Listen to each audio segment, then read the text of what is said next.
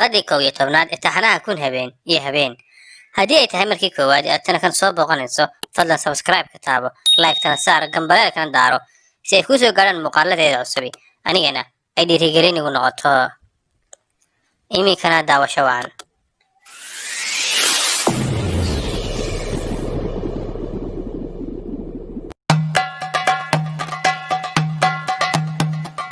habeenkii xigay markii la gaadhay Shahrazad waxay hadalka ku bilowday. khaliifkii hadalka markuu maqlay wuxuu ku dhaartay inuusan ninka dili doonin balse uu adoonka soo qaban doono oo dili doono. waxa uu jalaacay dhankii Jacfar wuxuuna ku yiri ii keen adoonka xun, haddii aad ii keeni weydana ilaahay baan ku dhaartay adigan qoorta ka jari doona. Jacfar inta uu gurigiisii tagay ayuu mar kale oohin qabsaday isagoo oo leh xagan ka keenay adoonkan aanan xitaa garanaynin, wallahi inaanan farqaajinaynin arrinkaygana waxa aan u dhiibanayaa ilaahay markii horeba i badbaadiyay, iminkana isaga uun ayay badbaadin dooneen. Jacfar waxa uu iska fadhiistay gurigiisii markii ka soo wareegtay 3 maalmood waqtigii loo qabtayna uu dhamaaday ayuu u yimi ciidankii amiirku waxa ayna ku yiraahdeen amiirkii muuminiinta ayaa ku yeedhaya isagoo oo waliba aad u xanaaqsan. markuu maqlay Jacfar hadalkii ciidanka ayuu sii qoostay wuxuuna u jeestay dhankii qoyskiisa isagoo oo sagootinaya. qoyskiisana waxa ku jirtay gabadh yarayd oo aad u jeclaa, hab inta uu siiyay ayuu isku sii duubay, laakiin waxa uu dareemay wax kuusan oo jeebkeeda ku jira. kolkaas ayuu weydiiyay oo ku yiri gabadhaydii waa maxay waxaan jeebkaaga ku jira? waxay ugu jawaabtay aabbo waa tufaax oo ii keenay adoonkeena Reexaan, waxaan kaga iibsaday 2 diinaar si aan ugu ciyaaro.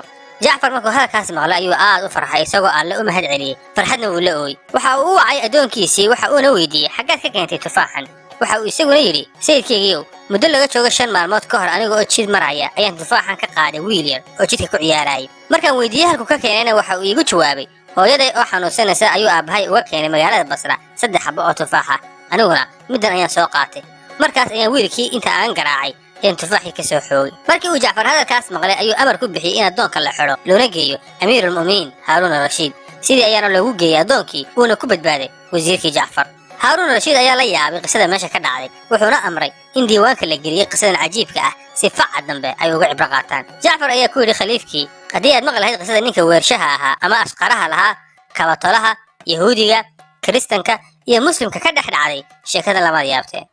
kolkaas ayuu Haarun al-Rashiid yiri bal nooga sheekay sheekada ka yaabka badan midda nimanka aynu la yaabanahay. wasiir Jacfar waxa uu ku yiri wallahi inaanan kaaga sheekeynaynin ilaa aad ka cafiso adoonkayga oo aad dhiigiisa ii hibeynayso. khaliifkii waxa uu yiri haddii qisada aad soo wada tan ina soo martay ay ka yaab badan tahay waan kuu hibeeyay dhiigiisa bal ii sheeg qisada. wasiir Jacfar wuxuu hadalkiisa ku bilaabay waxaad ogaatay khaliifkii muuminiinta in waa hore uu magaalo Chinaha ku taala uu ku noolaa nin dhartolo ah, wuxuuna ahaa nin iska shaqaysta oo furfuran. marmarka qaarna isaga iyo xaaskiisa ayaa tamashlayn isku raaci jiray. maalin maalmaha ka mid ah iyagoo tamashle ka yimid ayay jidka ku arkeen nin weersho ah ama askara leh oo khamri cabsan, kaasoo haddaad aragtid qaabka uu yaallo aad la qoslaysid. xitaa qofka xanaaqsan ayaa wejigiisa hadduu arko qosol la dhacayay. kadib ayay salaameen xoogaana way la sheekaysteen. waxa ayna jeclaaday habeenkaas inuu gurigooda ay ku casuumaan oo uu iyaga la joogo lana seexdo. sida ayayna ninkii ugu sheegeen waanu ka ogolaaday. wayse soo raaceen oo intii ay jidka ku soo jireen waxay hore u soo iibsadeen kalluun si ay habeenkaa u cunaan. markii ay xaafadii tageen ayay kalluunkii soo qaateen iyagoo cunaya ayay gabadhii uu qabay ninka dhartolaha ahay inta ay soo qabatay cad kalluun ah oo weyn oo is haystay ayay afka u gelisay ninkii miskiinka ahaa ee weershaha ahaa ama askaraha lahaa iyada oo ku leh hal mar afka wada gasho oo cun. maadaama oo diif iyo gaajo badani ka muuqatay wayna ku dirqiday iyada oo xitaa la sugi weyday inuu calaashado. ninkii miskiinka ahaa nin wadkiisu galay ayuu ahaaye lafihii kalluunka ayaa dhuunta u istaagay kadibna sudhiiba halkiiba ku dhintay. markii halkaas sheekadu maraysay ayay Shahrazad dareentay in subaxii la gaadhay wayna joojisay hadalkii u bannaanaa. habeenkii xigay ayaa waxa ay tidhi boqorow waxa ay soo gaadhay in markii weershihii dhintay uu yaabay harqaanlihii isagoo oo yidhi laa xawla walaa quwata illaa billaah, miskiinkan inuu gacmaheena ku dhinto ayaa u qornayd, maxaynu samaynaa iminka talow? kolkaas ayay gabadhii tidhi soo qaba go'aas oo ninka ku soo duub soona xambaar, waynu qaadaynaa. haddii dadku ayna weydiiyaanna waxaynu odhanaynaa wiilkan oo naga xanuunsanaya ayaanu dhakhtar u wadnaa si aan laynoo dareemin. sidii ayay yeeleen. gurigii dhakhtarka ayay yimaadeen. markii albaabka garaaceenna waxaa ka furtay gabadh da'yar oo dhakhtarka la joogtay. waxayna ku yidhaaheen dhakhtarka haddaad noogu wacdo diinaarkan ayaanu ku siinaynaa. waayahay ayay tidhi. kolkaas ayay kor fuushay ninkii iyo gabadhiina meydkii inta ay meeshii dhigeen ay ka carareen. gabadhii yareed markii ay dhakhtarkii u tagtay oo nin yahuudiya ahaa ayay ku tidhi nin iyo gabadh wada qof bukaan ah ayaa bannaanka kuu taagan, waxayna rabaan inaad u soo baxdo. dhakhtarkii ayaa soo degay. hase yeeshee meesha oo mugdi ahayd iyo xilligoo habeen ahaa awgeed ayuu ku dul dhacay meydkii kuna kor kufay isaga oo weliba sanbabka kaga istaagay. dhakhtarkii ayaa aad isugu naxay wuxuuna u qaatay inuu bukaankii uu ku istaagay islamarkaana uu dhintay. kolkaas ayuu yidhi yaa casiis yaa haaruun yaa yuushac ibnu nuun, ninkii miskiinka ahaa waan dilaye talow maxaan sameeyaa. isaguna waxa uu go'aansaday inuu ku tuuro guri nin muslim ah oo ay deris ahaayeen ku jiray.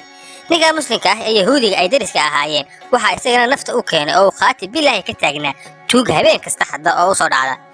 markii uu maqlay tuugtii iyo inay wax soo dhaceen ayuu mooday tuug derbiga ka soo booday inuu yahay. wuu soo baxay meeshii ayuuna yimi, mise waaba ninkii weershaha lahaa ama ashkaraha lahaa oo meyd ah oo meesha qotoma. isagoo aan ogeyn inuu meyd yahay una malaynaya inuu tuug soo dhacay yahay ayuu bulkii uu watay madaxa kaga dhuftay. kadibna wuxuu arkay ninkii oo meyd ah wuxuuna u maleeyey inuu isagu dilay. markaas ayuu isaguna yidhi laa xawla walaa quwata illaa billaah, ilaahay ha lacnado alaabtan yar ee ninkaa dartiisa aanu dilay. wejigii ninka ayuu eegay, mise waaba nin indhihiisu ay isku jeedaan.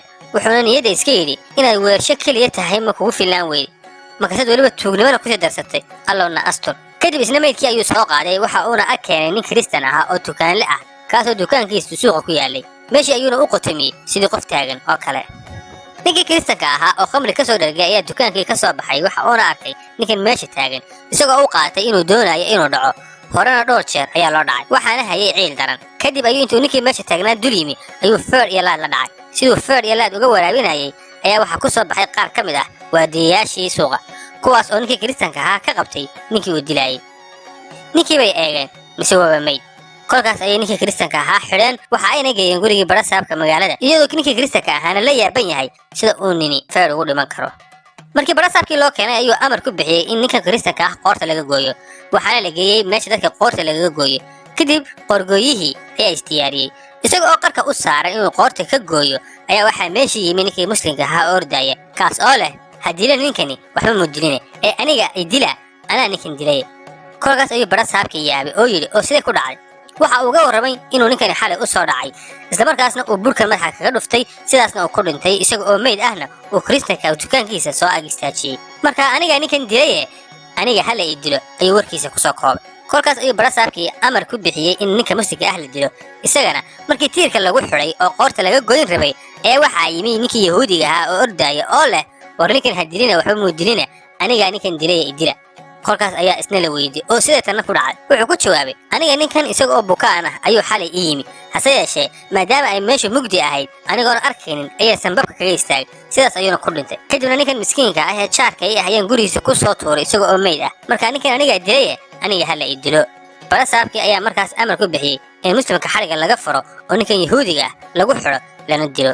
iyadoo yahuudigii la dili rabo ayaa haddana waxaa yimi harqaanlihii oo ordaya, waxa uuna yidhi anigaa ninkan dilaye ninkan miskiinka ha dilina, waxa uuna ka sheekeeyey siday wax u dhaceen.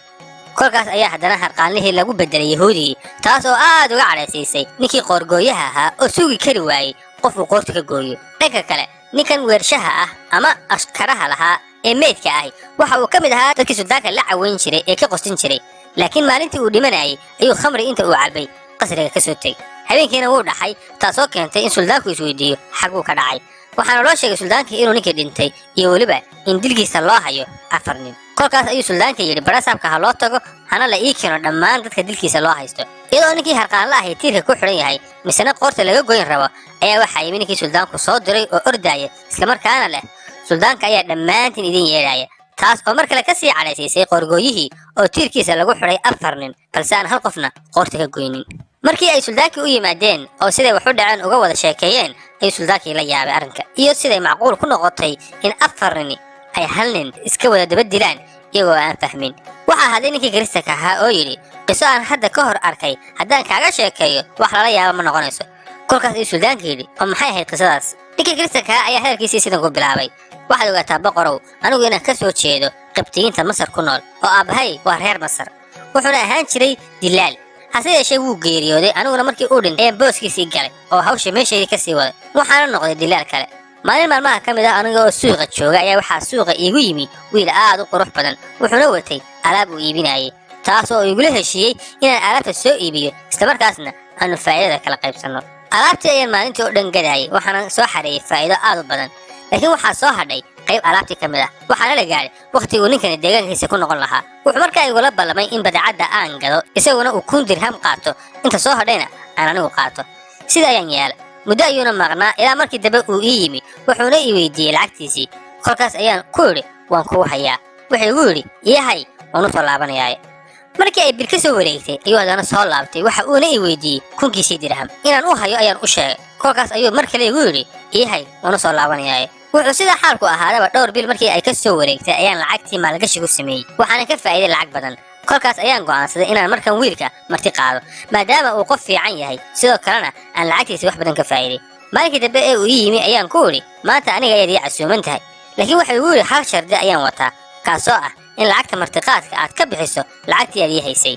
waana ka oggolaaday. kadib qadadii ayaan diyaariyey waanu soo fadhiisanay si aan u cuno laakiin waxaan arkay isagoo bidixdiisa wax ku cunaaya taasoo la yaab igu noqotay. markii cuntadii uu dhammeeyey ee uu farxashay ayaan weydiiyey oo ku idhi sayidii gacanta midig maxaa kaaga dhacay oo aad raashinka ugu cuni weyday ma dhib baa jira? waxaan idinka ilaaway inaan idiin sheego in wiilku uu mar kasta gacantiisa midig jeebka kula jiray oo aanu adeegsan hal marna aanu soo saarin. wiilkii hadalkayga marka uu maqlay ayuu gacantiisii jeebka ka soo saaray mise wayba go'an tahay. aad baan uga naxay. kolkaas ayuu igu yidhi waxba ha la yaabin waayo gacantan qaabka ay iga go'day ayaa ka sii yaab badan. waxaan ku idhi maxaa kaaga dhacay bal iiga warran. wuxuu hadalkiisa ku bilaabay waxaa aad ogaataa inaan ka soo jeedo magaalada baqdaad waalidkayna uu halkaas deganaa waxaanan ahay nin ganacsato ah. aniga markasta waxaa wararku igu soo gaadhi jireen in dhulka Masar uu yahay dhul aad ugu fiican ganacsiga waxaana had iyo jeer ku taami jiray in mar uun aan tago aan badeecadayda geeyo. maalinkii dambe ayaan jiscinkayga diyaarsaday waxaanan u baxay safar dheer aniga oo watay badeecad badan oo ay ugu horreeyeen dharka noocyadiisa kala duwan. waxaanan soo gaadhay dhulkii Masar. waxaan halkii ku iibiyey badeecadaydii waxaanan meesha ku bartay ganacsato badan oo uu ka mid ahaa nin la odhan jiray Badrudiin wuxuuna ahaa nin dharka ka ganacsada. maalin maalmaha ka mid ah anigoo isaga la fadhiya sheekana noo socoto ee waxaa dukaankiisii timi gabadh quruxdeeda haddaad aragto aad yaabayso. waxay ahayd gabadh u labisan sida amiiradaha wejigeedu muu ahay mid la iska caabin karo oo qalbi kasta oo arka wejigeedu si fudud ayuu ku jeclaanayay. waxaa ka soo baxayay caraf iyo udug ruuxda kaa qaadaysa. waxaan niyadda iska idhi xuuralcayntani talow xaggee ka timi. waxay la hadashay Badrudiin waxayna fiirisay dharkii meesha yaalay oo ay kala baxday intii ay ka heshay. intaasna anigu waxaan ahay maqana jooge oo iyada ayaan ku maqanahay. kadib ayay Badrudiin ku tiri ka waran haddaan dharkan qaato oo aan lacagtiisa gadaal kaaga keeno. balse Badrudiin waxa ugu jawaabay suurtagal ma ah maanta waayo lacagta ayaan muxtaaj u ah. waxay ku tiri waar hooge anigu waxaa caado ii ah inaan dukaankan wax ka gato badeecadna ka qaato kadibna aan lacagta gadaal kaaga keeno ee maxaa kugu dhacay. balse wuu ka diiday. kadibna intay ku xanaaqday ayay marihii wejiga intay kaga tuurtay iska baxday. markay dhaqaaqday ayaan u maleeyey in ruuxdeedii ay raacday. intaan ka daba kacay ayaan ku idhi abbaayo hal mar eegmadaada igu sadaqadayso tallaabadana dib u soo celi. way soo eegtay iyadoo dhoolla caddaynaysa kolkaas igu tiri darta ayaan u soo laabtay. intaan Badrudiin ku jeestay ayaan ku idhi badeecaddan lacagteedu waa imisa. kolkaas ayuu igu yidhi waa 1,100 dirham. waxaan ku idhi waa diyaar weliba waxaan kuu raacinayaa 100 dirham oo dheeraada. kolkaas ayuu warqaddii qaansheegta ahayd ii qoray oo aan gacantayda ku saxiixay. waxaan ka soo tegey gabadhii anoo ku idhi hoo qaado alaabta haddii aad rabto lacagta inaad ii soo celiso ahlan wa sahlan haddii kalena martiqaad ahaan iyo hadiyad u qaado. kolkaas ayay ii mahad celisay wayna baxday. markay tagtay ayaan Badrudiin ka waraystay cidda ay tahay iyo waxa uu xog ka hayo. wuxuuna igu yidhi gabadhani waa gabadh hanti leh waana amiirad aabaheed dhintay wuxuuna uga tegey hanti aad u fara badan. habeennimadii ayaan ku soo noqday hoygan u hoyan jiray anigoo qalbigaygu ku mashquulsan yahay gabadhii. habeenkaas waxba maanan cunin hurdana waan iska waayey. waxa keliya aan ka fikirayana waxa uu ahaa gabadhii quruxda badnayd ee aan maanta arkay. waagii markuu baryay ayaan quraacday oo inta aan labistay hore ka aaday dukaankii saaxiibkii Badrudiin anoo niyadda iska leh waa intaas aad mar kale gabadhii ku aragtaa. kadib xoogaa markaan dukaankii joogay ayay timi iyada oo labiskii shalay mid ka qurux badan wadata sidii dayaxana u hilaacaysa. waxaana la socotay gabadh da'yar oo addoon ahayd. way fadhiisatay wayna isalaantay iyadoo aan Badrudiin salaamin. waxayna cod fasiix ah igu tiri iga soo daba dir qof aan kugu soo dhiibo lacagtaadii. waxaan isku dayay inaan ku dhaho iska dhaaf laakiin way iga diiday. kadibna cabbaar ayay ii sheekaysay.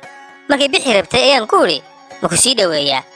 iyaduna hore ayay iga fahantay kadibna way kacday. kolkaas ayaan sii dhoweeyey. intaanu jidka kusii jirnay ayay igu tiri waxaan rabaa inaan kuu sheego inaad i soo jiidatay qalbigaygana uu dhankaaga u janjeero. markii aan ku arkay ilaa iyo haddana hurda igumay soo dhicin cuntana hadalkeeda badaa. waxa aan go'aansaday inaan warkaa kula wadaagee siday kula muuqataa. intay neef iga soo fuuqday ayaan ku idhi laban laab waxa aad xaggayga ka dareemaysid ayaan dhankaaga ka dareemaya. waxa igu jawaabtay hadday sidaa tahay ka war haddaan kula soo dego. balse waxa aan u sheegay in halkan aan qariib musaafira ku ahay gurina aanan ku lahayn. waxa aan u sheegay maadaama iyadu ay deegaankeedii degan tahay inaan iyada hoygeeda u soo wareego. kolkaas ayay igu tiri waa si wanaagsane habeen dambe isu keenkeen waxayna ii tilmaantay qasriga degganayd. aad ayaan u farxay habeenkaa waxaana seexday aniga oo faraxsan. subaxii markii la gaadhay ayaan qubaystay waxaana soo xidhay dharkayga kuwii ugu fiicnaa si heer sare ahna waan u soo labistay anigoo isa soo carfiyey. kadib waxaan jeebka ku soo ritay lacag dhan 50 diinaar waana soo baxay ilaa aan ka imid qasrigeedii. waxaa albaabka iga furay 2 gabdhood oo yaryar iyo 2 xoogaa ka waaweyn oo aad dayax moodo. waxayna igu yidhaaheen soo gal mudane sayidadayadii way ku sugaysaaye xalay oo dhan may seexan adigaani kaa fikiraysa. kolkaas ayaan qasrigii galay. waxa uu ahaa hool 7 albaab oo wareeg shabaq ah ka samaysan. wuxuu ku hareeraysnaa beerta qasriga. beertana waxaa ka baxay nooc kasta oo midho ah iyadoo webiguna dhex maraayay. dhanka kale qasriga saqafkiisu waxa uu ka samaysnaa dahab. dhulkana waxaa lagu goglay roog aad u qurux badan halka darbiyada lagu xarnay daahyo xariir laga sameeyey. markii aan dhex galay ayaan fadhiistay. kolkii halkaa sheekadu maraysay ayay Shahrazaad dareentay in subaxii la gaadhay. markaas ayay aamustay iyada oo joojisay hadalkii u bannaanaa. innagana xalqadeenna halkaas ayaynu ku soo koobaynaa. inta xalqadan xalqad lamid ah aynu ku kulmayno waxaan kaga tegayaa salaamullaahi calaykum.